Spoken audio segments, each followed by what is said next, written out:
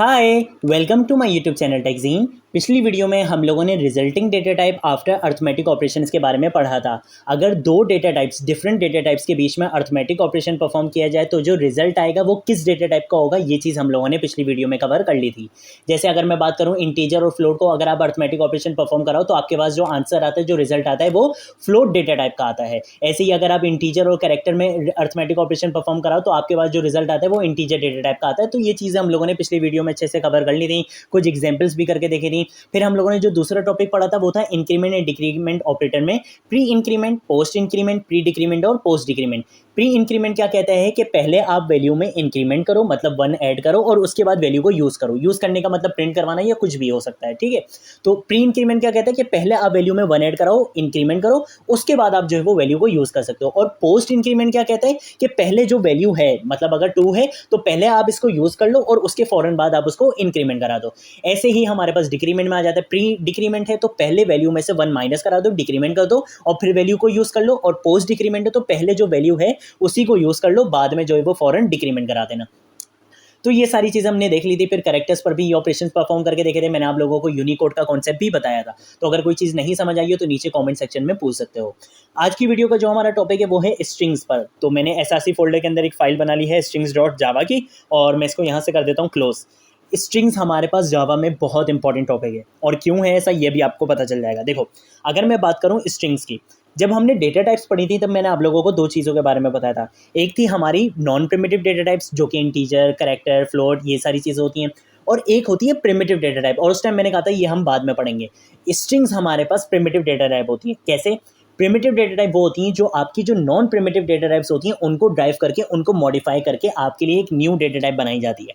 तो ये जो स्ट्रिंग है ये कैसे बनी है? स्ट्रिंग हमारे पास होती है sequence of character. Sequence of character कह लो, कलेक्शन ऑफ कैरेक्टर कह लो, क्या कहलाता है? स्ट्रिंग कहलाता है। अगर मैं इस लाइन की भी बात करूं, ये जो लाइन है इसमें भी क्या है? कलेक्शन ऑफ कैरेक्टर है, सीक्वेंस ऑफ कैरेक्टर है। तो ये लाइन भी क्या है? एक स्ट्रिंग है, ठीक है। एक मैसेज है, एक टेक्स्ट है, एक मैसेज है, इस तरीके से। तो सीक्वेंस ऑफ कैरेक्टर कह लो, कलेक्शन ऑफ कैरेक्टर कह लो, ये क्या कहलाता है? स्ट्रिंग कहलाता है। और स्ट्रिंग बना कैसे? कैरेक्टर से। कैरेक्टर क्या है? हमारी नॉन प्रिमिटिव डेटा टाइप। तो स्ट्रिंग क्या हुई? स्ट्रिंग हमारे पास हुई प्रिमिटिव डेटा टाइप, क्योंकि हमने एक नॉन प्रिमिटिव डेटा टाइप, एक कैरेक्टर्स को यूज करते हुए हमने एक न्यू डेटा टाइप बनाई है, वो क्या है? स्ट्रिंग है। अब जावा में स्ट्रिंग को एक स्पेशल सपोर्ट हासिल है। वो क्यों है? अगर मैं बात करूं जावा में, तो जावा में स्ट्रिंग हमारे पास प्रिमिटिव डेटा टाइप तो होती है, साथ ही साथ स्ट्रिंग हमारे पास एक क्लास भी होती है। हम स्ट्रिंग को एज अ क्लास यूज कर सकते हैं, उसके ऑब्जेक्ट्स बनाकर उसके मेथड्स को हम कॉल करवा सकते हैं। ये चीज़ें भी हम कर सकते हैं। तो जावा में स्ट्रिंग बहुत इंपॉर्टेंट टॉपिक है। इसी वजह से जावा में ये कहा जाता है कि स्ट्रिंग को एक स्पेशल सपोर्ट हासिल है। क्यों? क्योंकि स्ट्रिंग को आप as a primitive data type भी यूज़ कर सकते हो और एज अ क्लास भी यूज़ कर सकते हो।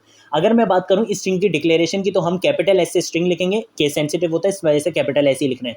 कैपिटल एस से स्ट्रिंग लिखेंगे और यहाँ पर हम वेरिएबल का नाम या ऑब्जेक्ट का नाम लिख सकते हैं। वेरिएबल का नाम कब आएगा? जब हम प्रिमिटिव डेटा टाइप के तौर पर यूज़ कर रहे होंगे, और ऑब्जेक्ट का नाम कब आएगा? जब हम क्लास के तौर पर यूज़ करेंगे। इनिशियलाइजेशन कैसे हो सकती है? सिंपल, यहाँ पर असाइनमेंट ऑपरेटर लगाकर न्यू स्ट्रिंग, और यहाँ पर हम कोई भी स्ट्रिंग हम पास करवा सकते हैं, जो भी हम वैल्यू स्टोर करवाना चाहें।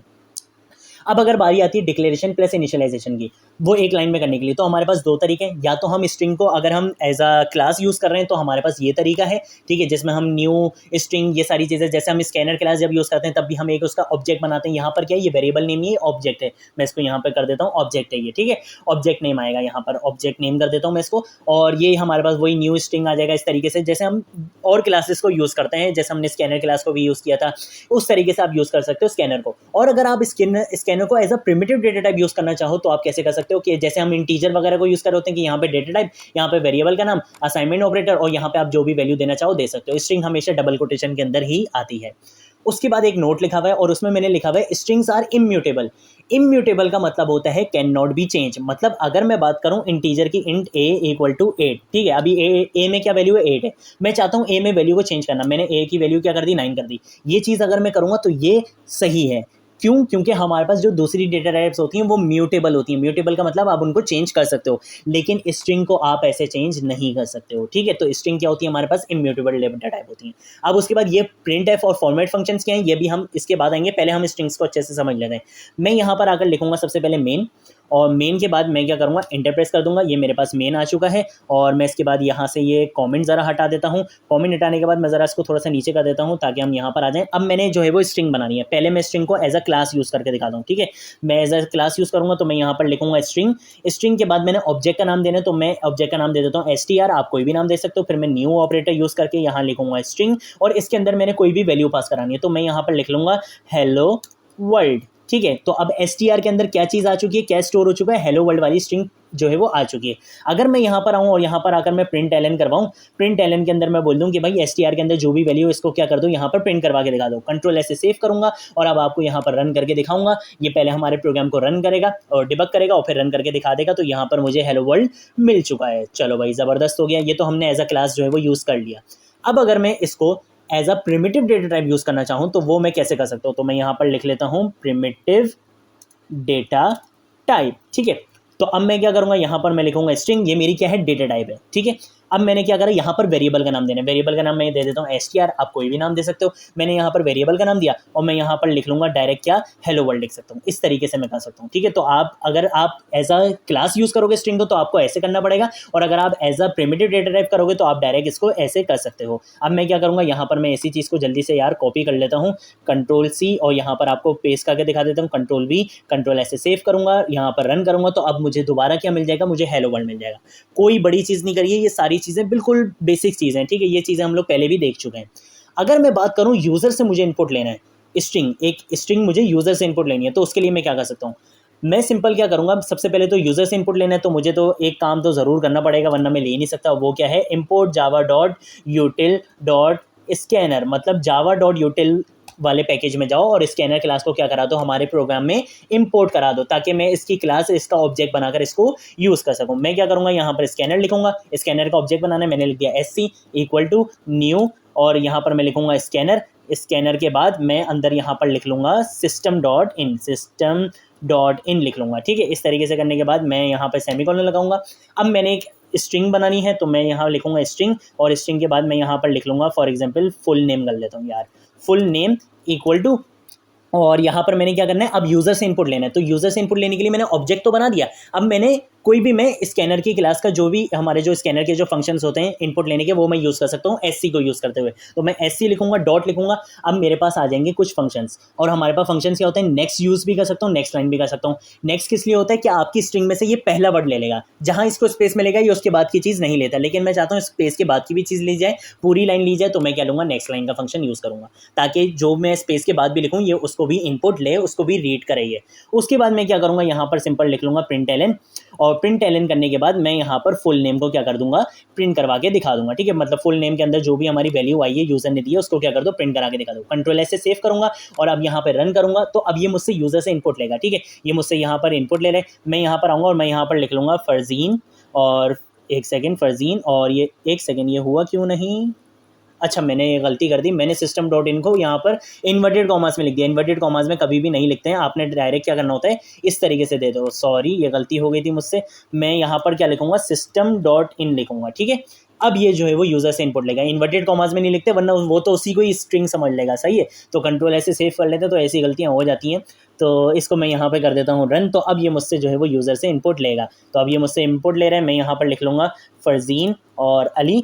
तो अब ये स्पेस के बाद भी देखो इसने लिया है और इसने प्रिंट करवा दिया फरजीन अली, ठीक है। तो इस तरीके से आप यूज़र से इनपुट भी ले सकते हो और अपनी स्ट्रिंग्स को बना सकते हो, ठीक है, प्रिंट करवा सकते हो।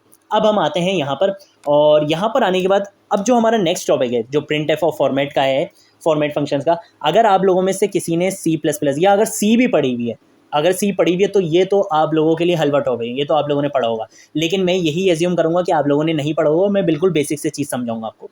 अगर मैं यहाँ पर आऊँ और मैंने एक जो है वो एक वेरिएबल बना लिया फॉर एग्जांपल इंट एज के नाम से, ठीक है, एज के नाम से एक वेरिएबल बना लिया और मैंने यहाँ पे दे दिया 22, सिंपल। उसके बाद मैंने क्या करा, मैं जो है वो चाहता हूँ क्या, मैं ये चाहता हूँ कि जो है एक प्रिंट हो, प्रिंट एफ का फंक्शन यूज़ करूँगा। ये भी क्या होता है, प्रिंट करने के लिए काम आता है। लेकिन कैसे, प्रिंट एफ का फंक्शन आप कब यूज़ करते हो, जब आपने फॉर्मेट स्पेसिफायर्स को यूज़ करना होता है। फॉर्मेट स्पेसिफायर क्या होते हैं अभी बता दो। प्रिंट एफ लिखा और मैंने बोला कि भाई एक मैसेज प्रिंट करवाओ जहाँ पे आप बता दो योर एज इज़ और स्पेस दो। और अब मैं ये चाहता हूँ कि भाई एक इंटीजर के अंदर, मतलब मैं चाहता हूँ ये जो मैंने वेरिएबल बनाया ना इसके अंदर जो वैल्यू है वो यहाँ पर प्रिंट होकर आ जाए। उसके लिए क्या करूँगा, मैं उसके लिए यहाँ पर यूज़ कर सकता हूँ फॉर्मेट स्पेसिफायर, और फॉर्मेट स्पेसिफायर मैं यूज़ कर रहा हूँ परसेंटेज डी यूज़ करा। उसके बाद मैं क्या करूँगा, मैं यहाँ पर बाहर आने के बाद मैं बता दूंगा कॉमा ए। ठीक है, अभी मैं सिर्फ करके दिखा रहा हूँ, उसके बाद मैं एज करना है, ए नहीं करना, एज करना है। कंट्रोल ऐसे यहाँ पर मैं इसको क्या करता हूँ, मैं इसको यहाँ से कर देता हूँ सेव, और सेव करने के बाद मैं अब आपको ज़रा इसको रन करके दिखाता हूँ और फिर मैं बताता हूँ कि ये मैंने किया क्या है। मैं इसको यहाँ से रन करूँगा तो अब मेरे पास प्रिंट हो जाएगा योर एज इज़ 22। ठीक है, ये मेरे पास प्रिंट हो गई योर एज इज़ 22।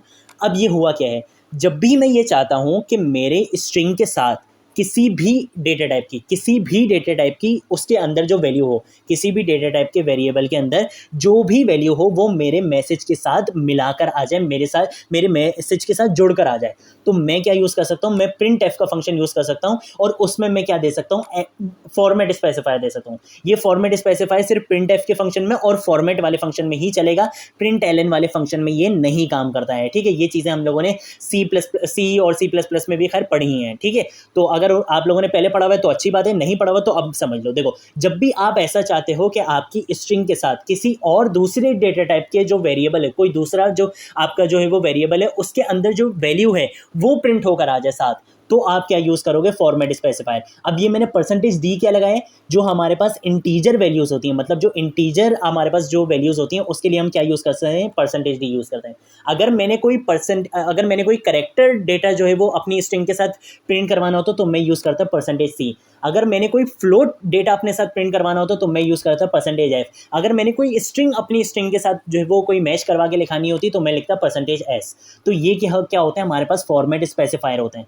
अब ये तो कर लिया आपने, उसके बाद अब देखो, जैसे मैंने यहाँ क्या किया, योर एज इज, और मैंने बोला कि परसेंटेज डी, मतलब एक इंटीजर वैल्यू ले लो, किस वेरिएबल की इंटीजर वैल्यू ले लो, वो मैं स्ट्रिंग से बाहर कॉमा लगाकर उस वेरिएबल का नाम बता दूंगा। अगर ये मैं नहीं बताऊंगा तो मेरे पास एरर आएगा, ये परसेंटेज डी ही प्रिंट करवा देगा। ठीक है, ये परसेंटेज डी ही प्रिंट करवा देगा। कंट्रोल ऐसे सेव करता हूँ और अब आपको अभी करके दिखाता हूँ। तो अब ये क्या करेगा, ये लिख देगा your age is percentage D. ठीक है, क्यों, क्योंकि इसने परसेंटेज डी को अब क्या ले लिया, इसने परसेंटेज डी को क्या ले लिया। अब देखो, ये तो खैर मुझे यहाँ पर एक्सेप्शन ही दे रहा है, ये मुझे एरर ही दे रहा है। ये बोल रहा है भाई आपने प्रिंट एफ का फंक्शन तो यूज़ करे, यहाँ पर आपने फॉर्मेट स्पेसिफाई यूज़ करे, किस इंटीजर का यूज़ कर रहे हो ये तो मुझे बताओ, कौन से वेरिएबल का यूज़ करो। तो मैंने बोला भाई ये जो एज वाला वेरिएबल अभी मैंने बनाया ना, इसके अंदर जो भी आपको इंटीजर वैल्यू मिल रही है वो क्या करो आप, वो जो है वो मेरे मैसेज के साथ मुझे प्रिंट करा के दिखा दो। तो अब अगर मैं आपको यहाँ पर रन करके दिखाऊंगा तो अब ये आपको जो है वो रन करके दिखा देगा। ठीक है, तो ये चीज़ आपके हमेशा किस में यूज़ होगी, प्रिंट एफ वाले फंक्शन में और फॉर्मेट वाले फंक्शन में, इन्हीं दोनों फंक्शंस में ये यूज़ होती है। ठीक है, इसके अलावा अगर आप यहाँ पर प्रिंट एल एन लिख लोगे तो ये काम नहीं करेगा, ये चीज़ याद रखना। प्रिंट एल एन हम फंक्शन वहाँ यूज़ करते हैं जहाँ हम चाहते हैं कि हमारी स्ट्रिंग प्रिंट हो और फिर उसके बाद जो भी काम हो वो न्यू लाइन में हो। एल एन का मतलब होता है नेक्स्ट लाइन। अगर हम चाहते हैं सेम एक ही लाइन में काम होता तो हम सिर्फ प्रिंट का फंक्शन यूज़ कर सकते हैं। और जब भी हमने फॉर्मेट स्पेसिफाई यूज़ करने होंगे, मतलब हमने अपनी स्ट्रिंग के अंदर किसी और वेरिएबल की वैल्यूज़ को भी ऐड कराना होगा, तो हम क्या यूज़ करेंगे, प्रिंट का फंक्शन यूज करेंगे और अंदर हमने एक फॉर्मेट स्पेसिफायर बताना पड़ेगा कि जो हम वैल्यू ऐड कराना चाहते हैं उसकी डेटा टाइप क्या है। अगर इंटीजर है तो परसेंटेज डी लिखेंगे और कॉमा लगा के उस वेरिएबल का नाम लिख देंगे। अगर कैरेक्टर है तो परसेंटेज सी लिखेंगे। इस तरीके से जो है वो हम काम कर सकते हैं। सोर्स कोड मैं आप लोगों को प्रोवाइड कर दूंगा। कोई चीज़ नहीं समझ आई हो नीचे कॉमेंट सेक्शन में पूछ सकते हो, और हैंड रिटन नोट्स में अपने अपलोड कर चुका हूँ, आप लोग उसको जरूर एक्सेस करना। ये सारी चीज़ें, ये सारे की पॉइंट्स उसमें भी मैंने लिखे हुए हैं। ठीक है, वैसे मैं यहाँ पर भी लिख ही देता हूँ आप लोगों के लिए, लेकिन उसमें भी मैंने लिखे हुए हैं, तो उनको जरूर एक्सेस कर लेना, उनको एक दो बार ज़रूर पढ़ लेना। तो अब हम मिलेंगे नेक्स्ट वीडियो में नेक्स्ट टॉपिक के साथ, तब तक के लिए बाय बाय।